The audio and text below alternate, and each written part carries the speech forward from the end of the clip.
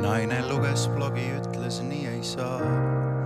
Gluteen on paha, jätame ta kohe maha. Ma vaatsin oma leiba, salajasel tegin pai. Siis jätsin hüvasti, aida mu kallis sai. Gluteeni vaba olla tahan, nii on parem, elan kauem.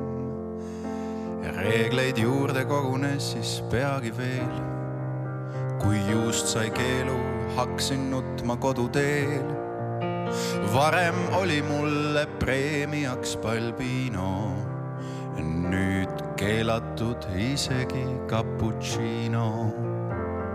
Gluteeni vaba, piima vaba, silmi pühin, kõht on tühi. Siis naine teatas, et ka suhkur on üks mürk.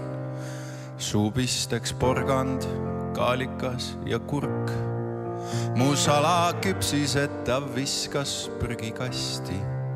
See on su enda heaks, et tunneksid end hästi. Gluteeni vaba, piima vaba, suhkru vaba, tuju paha. Gluteeni vaba, piima vaba, suhkru vaba, rõõmu vaba.